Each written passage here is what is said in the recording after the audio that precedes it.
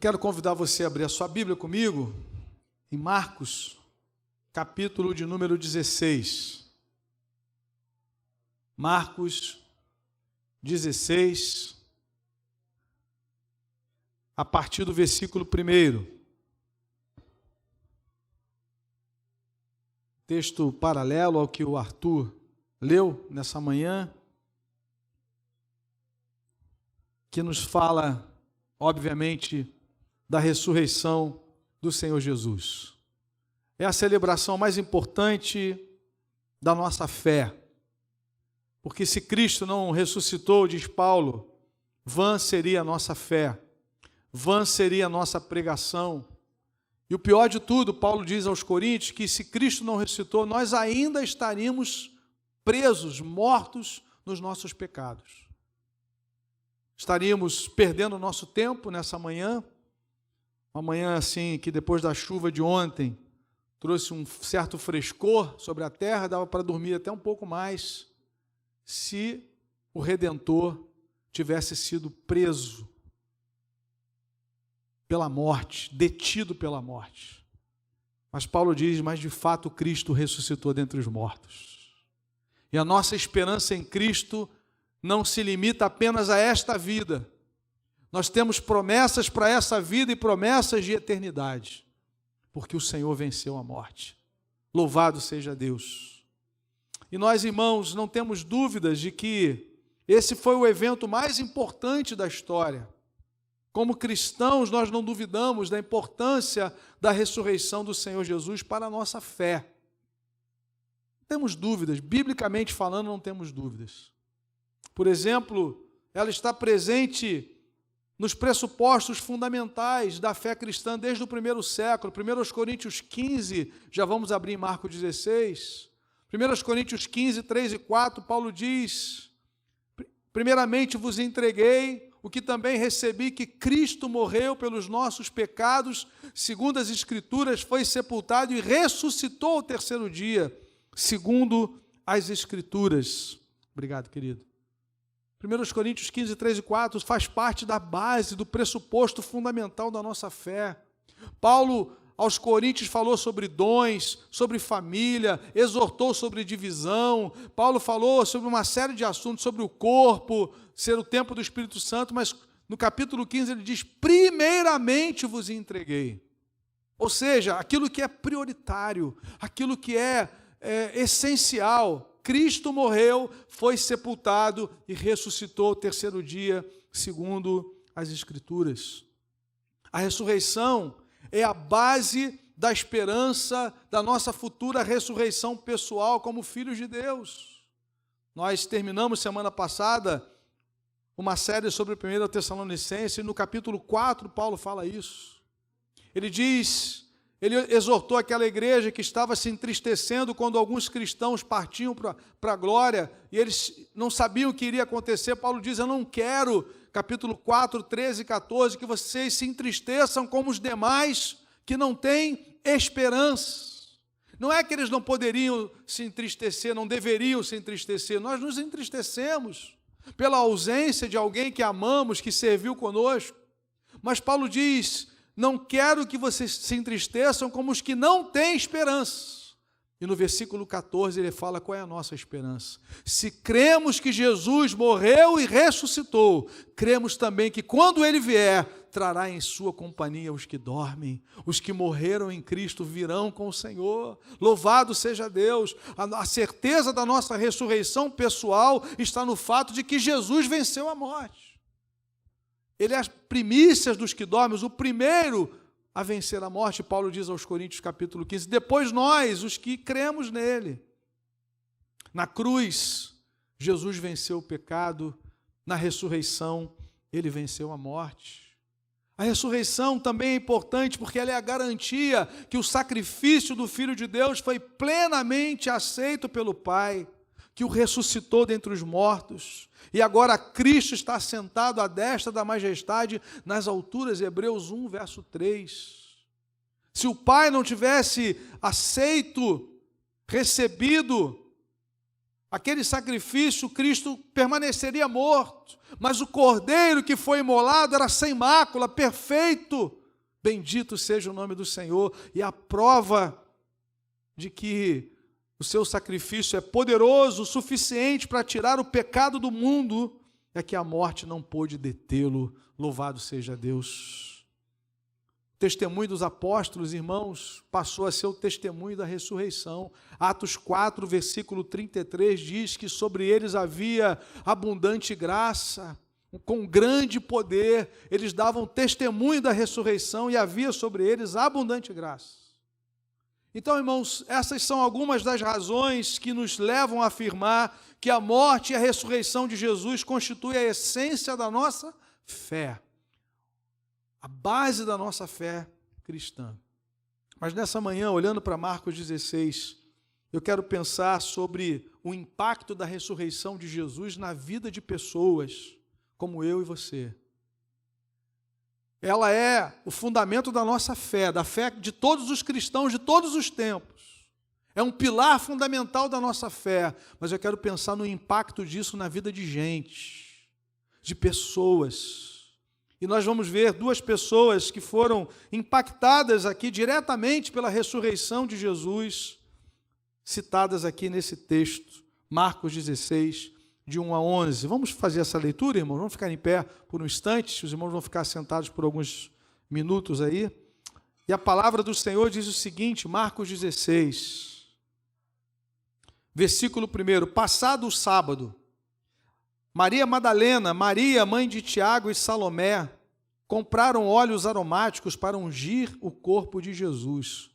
E bem cedo, no primeiro dia da semana, ao nascer do sol, foram ao túmulo.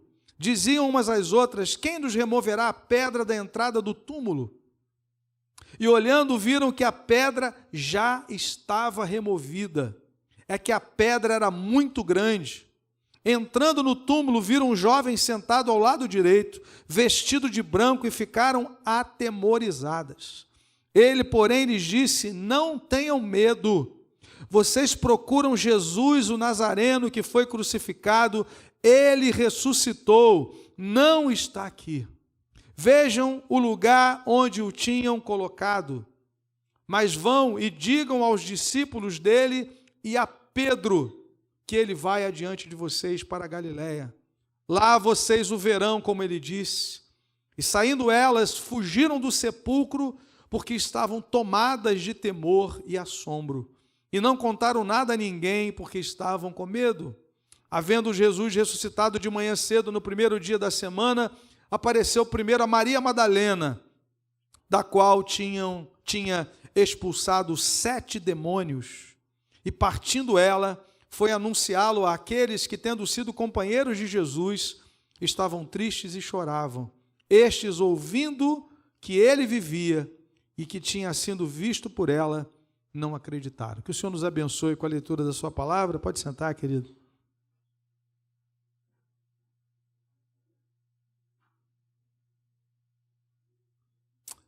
Impressionante, irmãos, quando nós refletimos, podemos refletir sobre um Deus que é pessoal.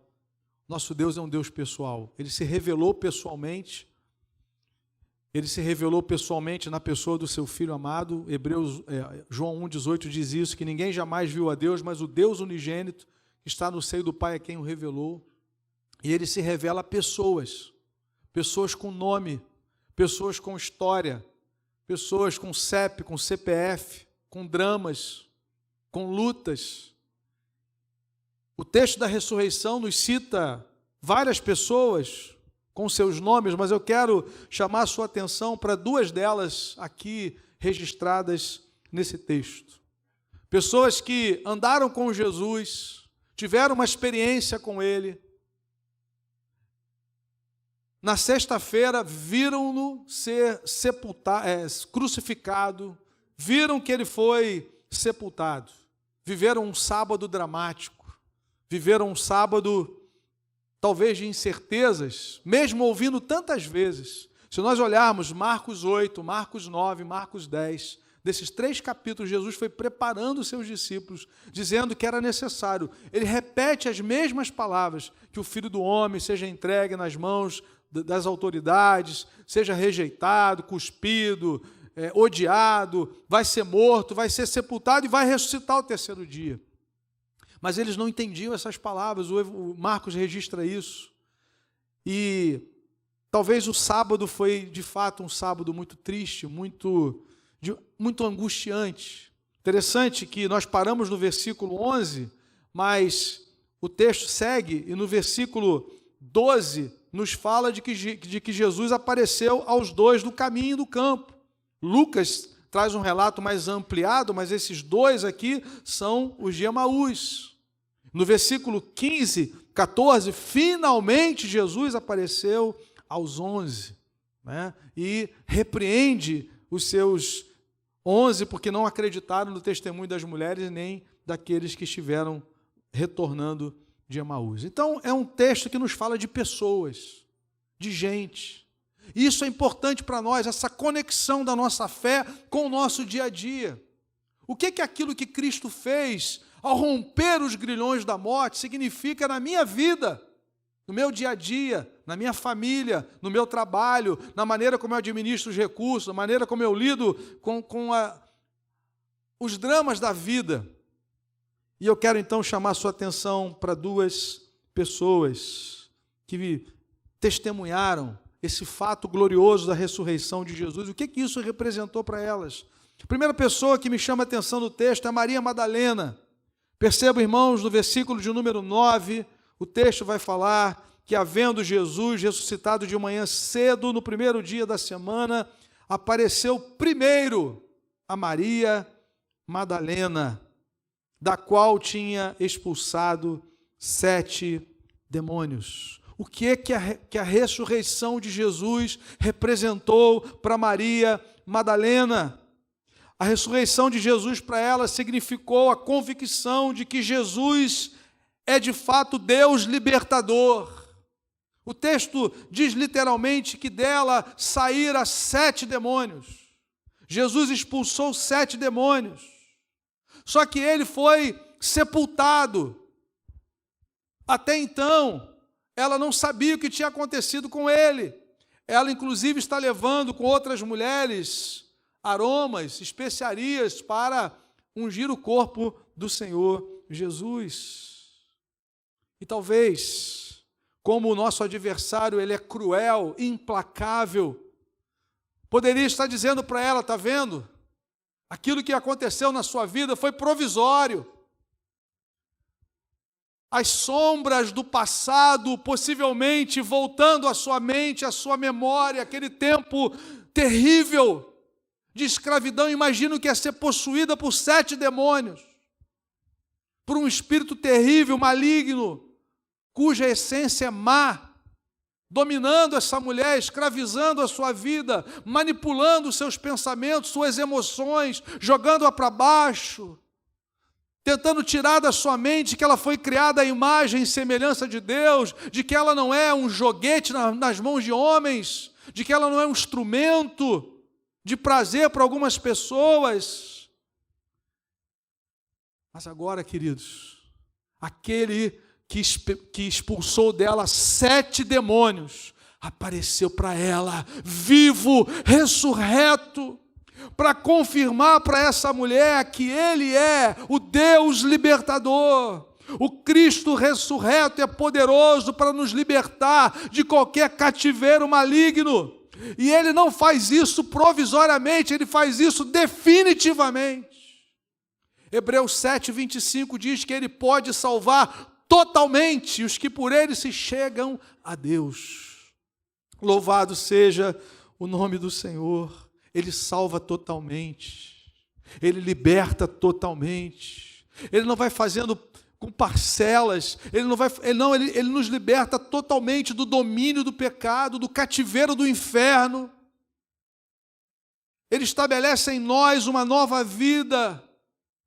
Louvado seja o nome do Senhor, Ele põe em nós o seu Espírito. Aquela mulher, dela saíram 7 demônios, E o Senhor que a libertou das garras do inferno, do domínio opressor da morte, do opressor, ele venceu a morte. As sombras do passado não a atormentavam mais, porque Jesus vive para sempre. Amém, querido? Nosso passado foi terrível, antes de nos encontrarmos com o Redentor, mas ele ficou no passado. Interessante que, quando a Bíblia fala dessas pessoas que foram libertas, ela vai falar no passado.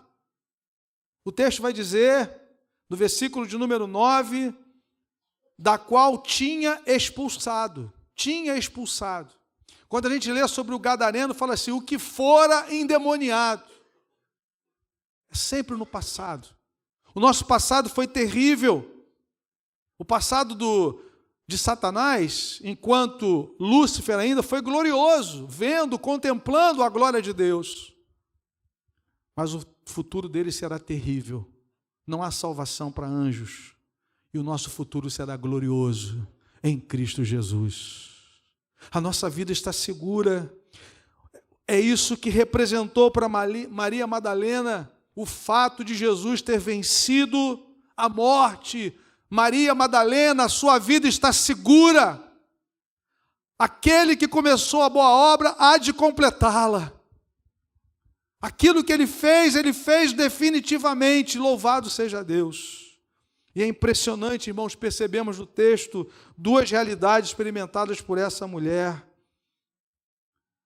Num tempo que nós vivemos, que as pessoas querem interpretar passagens de 2000 anos com a mente de hoje, sobretudo mente desconectada de Deus, tentam duvidar do valor de uma mulher aos olhos do Criador. O texto diz que há 2000 anos Jesus aparece primeiramente para uma mulher. Ela recebeu essa honra. O texto diz que ele apareceu primeiro a Maria Madalena.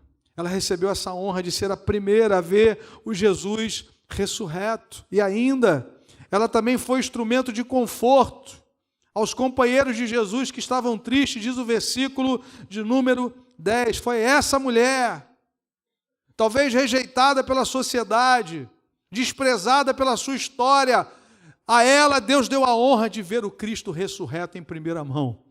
E ainda de consolar aqueles que são os líderes da igreja, os futuros líderes da igreja. Ela vai lá e leva uma palavra de consolo para aqueles que estavam tristes e choravam. Quem é alvo da graça, torna-se instrumento da graça na história. Louvado seja o nome do Senhor. Amém? Quem era Maria Madalena? Quem era essa mulher? Uma mulher que foi alvo da graça de Deus. Uma mulher que foi encontrada pelo libertador. Uma mulher que foi alvo da graça salvadora, da graça superabundante, que muda história. Talvez você entrou aqui hoje, esteja olhando para a sua história, achando que nada de novo pode acontecer. Pode acontecer porque o nosso Redentor vive. Ele muda histórias, ele mantém o que ele fez, ele preserva o que ele fez. Maria Madalena não precisa ficar com medo do passado, porque o seu Redentor vive para sempre. Louvado seja Deus. Mas a ressurreição de Jesus também, irmãos, foi absolutamente importante para a vida de Pedro. Percebam, irmãos, que aquelas mulheres ouvem uma palavra, são consoladas, são animadas, são encorajadas e recebem uma direção. Versículo 6, ele, porém, lhes disse, não tenham medo, vocês procuram Jesus, o Nazareno que foi crucificado, ele ressuscitou, não está aqui. Vejam o lugar onde tinham colocado, mas vão, verso 7, vão e digam aos discípulos dele que ele vai adiante de vocês para a Galiléia, lá vocês o verão, como ele disse. Eu pulei uma palavra, eu pulei um nome. Por quê? Porque ele também já faz parte dos discípulos. Vão e digam aos discípulos dele que ele vai adiante de vocês, mas há um Deus que se importa conosco, que nos conhece pelo nome, que conhece as nossas fraquezas, que se importa com a nossa vida e quer restaurar a nossa fé. Dizei a seus discípulos, digam aos discípulos dele e a Pedro, que ele vai adiante de vocês para Galiléia. Lá vocês o verão como ele disse, é sempre como ele disse, porque ele cumpre o que ele disse, ele cumpre o que ele promete. Louvado seja Deus. Já pararam para imaginar como é que foi o sábado de Pedro? O texto diz que Jesus olha para ele e ele chora amargamente. Ele foi alertado pelo Senhor. Ele disse: Pedro, Satanás quis peneirar vocês como trigo, eu, porém, roguei por ti para que a tua fé não desfaleça. Mas quando você se converter, fortalece os teus irmãos. A pergunta é: Pedro não era convertido? A questão é, quando você se converter dessa prepotência, quando você se humilhar diante da minha graça, quando você deixar de ser autossuficiente, achar que você pode caminhar sozinho, porque ele olha para a congregação, ele olha para o colégio apostólico e fala assim: Senhor, qualquer um aqui pode te negar, menos eu. Ele confia em si mesmo. Jesus ora por ele. E o alvo da oração do Senhor foi para que a tua fé não desfaleça, porque é pela fé que nós nos relacionamos com Deus. É a nossa fé que precisa ser fortalecida todos os dias, orando, lendo a palavra, em comunhão com os irmãos, sendo fortalecidos na fé, porque é pela fé que nós nos relacionamos com Deus. O diabo, vosso adversário, anda em derredor, como leão que ruge. Resisti-lhe firmes na fé. É pela fé que nós vencemos. Essa é a vitória que vence o mundo, a nossa fé. Quem é que vence o mundo, senão aquele que crê ser Jesus, o Filho de Deus? 1 João 5, 4 e 5. É pela fé. Jesus orou por ele, mas ele disse: Senhor, não precisa. Eu não preciso. Eu estou pronto até para morrer. Jesus disse: você vai morrer por mim, Pedro? Você tem certeza, Pedro? E aí, irmãos, não deu outra. Pedro nega o Senhor 3 vezes. Não foi uma só. Talvez a primeira foi um momento de fraqueza, mas Senhor, tem misericórdia da minha vida, não permita. Ele nega a segunda e ele pragueja. Ele pragueja. Não sei quem ele é, não sei quem é esse homem, não o conheço. E aí, quando o galo vai cantar, quando o galo canta, o texto diz que Jesus olha para ele e ele chora amargamente. Tem um hino antigo do Salmos, hino que diz que Cristo salva o pecador apenas com um olhar. Aquele olhar de misericórdia, aquele olhar de compaixão, aquele olhar que nós conhecemos bem, irmãos.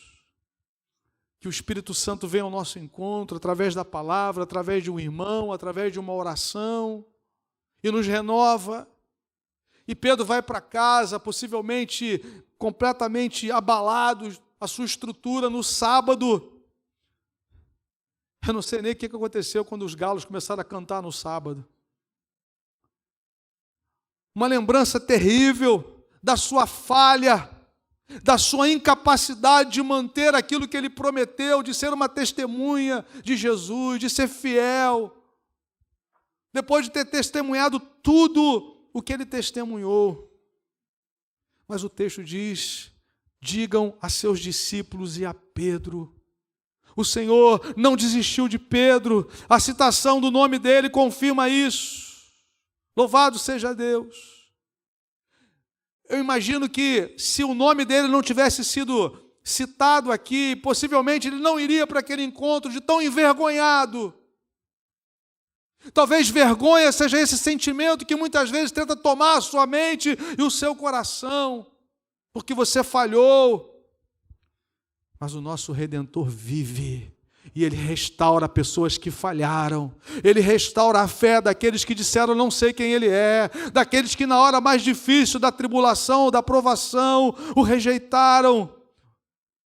Temeram o homem. Não mantiveram o seu compromisso com o Senhor. Mas hoje Ele está chamando você para um reencontro com a sua graça restauradora. Em nome de Jesus. A citação do seu nome nos mostra o poder da ressurreição de Jesus na vida de pessoas que um dia falharam, negaram o Senhor, negaram que o conheciam, abandonaram o caminho. E agora, saber que Jesus ressuscitou, saber que Jesus os chamou para esse encontro, possibilitou Pedro resgatar a sua convicção de fé. Grandes declarações de fé no Novo Testamento foram declaradas pela boca de Pedro. Tu és o Cristo, o Filho do Deus vivo. Aleluia. Senhor, para quem iremos nós? Só tu tens as palavras de vida eterna. Mas ele disse, eu não sei quem ele é, mas agora há uma possibilidade de ele resgatar a sua declaração de fé. Na verdade, a declaração de fé da igreja. A igreja declara isso. Jesus é mais do que um profeta. Jesus é mais do que o filho do carpinteiro. Ele é o Cristo, o Filho do Deus vivo. Se ele é filho de Deus, ele é Deus. É da mesma natureza de Deus. A ressurreição de Jesus também significou a possibilidade de Pedro retomar uma vida de consagração. Um dia ele foi chamado, vinde após mim, e eu vos farei pescadores de homens, a ele e a João. Ele entrega a sua vida, ele abandona tudo. Ele deixa o barco, ele deixa a empresa do seu pai e vai servir ao Senhor, vai dedicar a sua vida ao Senhor. E quando Jesus está lidando ali com um jovem rico, Jesus diz, dificilmente um rico vai entrar no reino dos céus, porque ele confia na sua riqueza. A riqueza tenta tomar o lugar de Deus, ele segue o coração. Aquele jovem chega e diz, Senhor, o que eu preciso fazer? Jesus orienta, ele não aceita. E aí Pedro pergunta, e quanto a nós, que largamos tudo para te seguir? Aí Jesus diz, olha, aqueles que largaram tudo para me seguir, por amor de mim e do Evangelho, vão receber isso, com perseguições e no porvir a vida eterna. E quanto a nós que deixamos tudo para te seguir. Então houve uma consagração, mas agora ele negou esse Senhor. A ressurreição de Jesus significou a possibilidade de uma reconsagração da vida ao Senhor. E ao mesmo tempo, a possibilidade de demonstrar um verdadeiro amor por Jesus, de servi-lo por amor. Pedro, tu me amas? Ele pergunta 3 vezes, talvez com uma musiquinha de fundo, né? Pedro, tu me amas? Senhor, tu sabes que te amo. Pedro, tu me amas? Senhor, tu sabes que eu te amo. Pedro, tu me amas? E ele se entristece. E ele diz assim, tu sabes todas as coisas. Tu sabes que eu te amo. E se tu sabes todas as coisas, os irmãos sabem o que está no pacote, né? O Senhor sabe quão fraco eu fui diante da provação, mas o Senhor sabe que eu te amo. E Jesus diz, apacenta as minhas ovelhas. Irmãos, vai entender um negócio desse? Jesus entrega o rebanho na mão de alguém que negou 3 vezes. Mas Jesus pergunta, Pedro, tu me amas? Porque se nós não amamos o Senhor, nós não vamos amar as ovelhas do Senhor. Se nós não amamos o Senhor da igreja, não vamos amar a igreja do Senhor. Já viu gente dizendo assim, eu não quero nada com a igreja. A igreja é a noiva de Jesus. Não, pastor, eu não quero esse negócio de misturar com crente. Nós estamos num processo de santificação progressivo, até a glorificação, mas nós somos o rebanho de Deus, em Cristo Jesus. Pedro, se você me ama, você vai cuidar da minha igreja. Então, irmãos, a ressurreição de Jesus representou para Pedro esse resgate da fé, da consagração, do amor, da dedicação da sua vida para a glória de Deus. Agora, o que a ressurreição de Jesus representa para você hoje, meu irmão, minha irmã? Que dia maravilhoso! É o culto mais maravilhoso de todos. Embora a cada domingo nós estejamos nos lembrando, no primeiro dia da semana, que ele venceu, mas hoje, de fato, estamos celebrando isso. A pergunta é, e o coelho? No final do culto eu vou dizer o que aconteceu com o coelho. E o coelho? Apareceu do nada, né? Um mamífero que virou ovíparo e ainda coloca ovo de chocolate. Isso é um milagre extraordinário. E o coelho? Vejam, amados, talvez na sua vida a ressurreição de Jesus represente o mesmo que representou para Maria Madalena. a possibilidade de viver uma vida liberta de toda opressão, de todo aprisionamento maligno, e se tornar uma testemunha da ressurreição. Louvado seja Deus. Mesmo que o mundo ache que você não mereça isso. Aqui que é mais bonito de tudo, né, irmãos? Ele tira você de um poço de perdição, ele coloca os seus pés na rocha, ele firma os seus passos, ele coloca nos seus lábios um novo cântico. Muitos verão essas coisas, temerão e confiarão no Senhor. Como é que Maria Madalena vai ser testemunha da ressurreição? Essa mulher que era endemoniada, ela era, porque o Redentor que vive libertou aquela mulher. Fez dela uma testemunha da ressurreição. A sua vida agora é para a glória de Deus. Não importa o seu passado, não importa as sombras do passado, Ele ressuscitou. Aleluia! Aquele que te perdoou, querido, está vivo pelos séculos dos séculos. Bendito é o nome do Senhor. Louvado seja Deus. Aleluia. Talvez a ressurreição de Jesus pode ser em sua vida uma segunda chance, uma dádiva de Deus para o seu recomeço nessa manhã. Você que disse um dia, eu não conheço, naquela banca examinadora lá na UF, dos seguidores de Marx, você disse, não, a religião é ópio do povo. Mas você é discípulo de Jesus, você o conhece. E nessa manhã Ele quer encher você do Espírito Santo de novo. E fazer você ser uma testemunha poderosa do Senhor. Talvez você vai ter que dizer, Senhor, Tu sabes todas as coisas, mas Tu sabes que eu te amo. Eu te amo porque o Senhor me amou primeiro. A Tua graça é insistente, é perseverante na minha vida. Em roda de bar eu disse que não Te conhecia. Em noitadas afora eu disse que eu não sei quem é, mas eu sei que a Tua graça é melhor do que a vida. Louvado seja Deus. Nessa manhã, Deus quer que a sua ressurreição, que a sua celebração seja viva, diferente, marcada pela transformação, pelo perdão, pela consagração, pelo recomeço. Em nome de Jesus. Duas aplicações, amados irmãos, para nós orarmos nessa manhã. A primeira delas, você crê que Jesus pode libertar totalmente a sua vida do cativeiro do pecado e da destruição. 7 demônios, Jesus botou para fora, expulsou, libertou, quebrou o cativeiro. Não foi só Israel que saiu do cativeiro do Egito, Maria Madalena também. O gadareno também, eu também, você também. E Ele pode quebrar hoje qualquer cativeiro na sua mente que te aprisiona, que diz que não há alegria para você, que não há esperança para você, que não existe uma possibilidade de você viver algo novo na sua vida. Afinal de contas, você é filho de fulano que não estudou. Você é filho de uma mulher que não teve nenhuma instrução, mas a graça de Deus chegou na sua casa. A graça de Deus marcou a sua vida e a sua família. É um novo tempo na presença do Senhor. Se alguém está em Cristo, é nova criatura. Maria Madalena pode ser testemunha da ressurreição. Pedro pode liderar a igreja, porque o nosso Redentor vive. Aleluia! Louvado seja o nome do Senhor.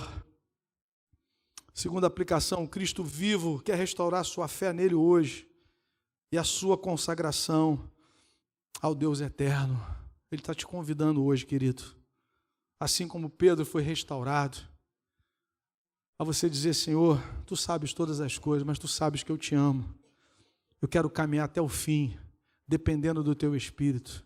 Quero ser uma testemunha da ressurreição, como Maria Madalena, como os apóstolos, em nome do Senhor, para que vidas do meu entorno que ainda vivem em opressão e morte possam conhecer a Tua graça. Não vou me impressionar com as lutas, não vou me impressionar com os olhares, não vou me impressionar com situações, porque eu creio naquele que vive para sempre, e a minha vida está nele, e o meu propósito é servi-lo e servir a sua igreja na história, em nome de Jesus. Vamos orar nesse momento? Curva a sua cabeça, feche seus olhos.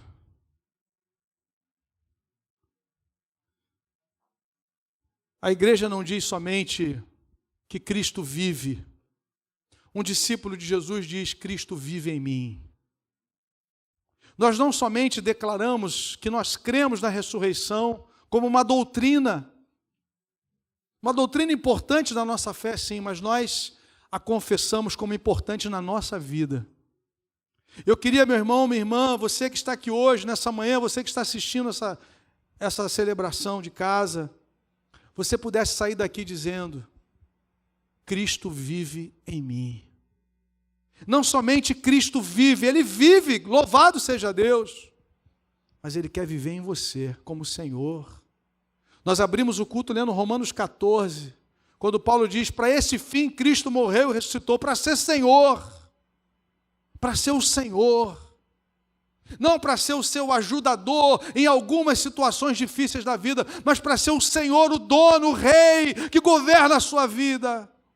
Ele é Senhor da sua vida. Os demônios saíram de Maria Madalena, Jesus passou a ser o Senhor. O medo, a dúvida saiu da mente e do coração de Pedro, Jesus se tornou o Senhor. Ele foi fiel até a morte, ele morreu por causa do Evangelho. Ele é o Senhor da sua vida. Curva a sua cabeça, feche seus olhos. Talvez alguém nessa manhã que não tenha essa certeza ainda. Deus quer te dar um futuro glorioso, um presente restaurado. Ele quer apagar as sombras do passado, o medo, quem você foi, quem você era até aqui, não importa. O que importa é que o Cordeiro foi morto e que vive para sempre. Ele quer mudar a sua história hoje. Você precisa recebê-lo pela fé, crer que Ele é Senhor. Dizer: Senhor, a partir de hoje eu quero viver essa vida nova, livre. Também, meu irmão, nessa manhã Deus está te chamando para uma reconsagração da sua vida. Talvez você ficou preso em algumas falhas, em alguns momentos, mas o Senhor está dizendo: eu quero Pedro de novo. Pedro, você é meu. Aleluia, aleluia. Quero você de volta. Eu paguei o preço pela sua vida para resgatar você. E Deus está chamando você hoje para uma reconsagração da sua vida. Em nome de Jesus. Se o Espírito Santo está falando no seu coração, saia do seu lugar, vem aqui à frente, eu quero orar por você agora. Em nome de Jesus, aleluia.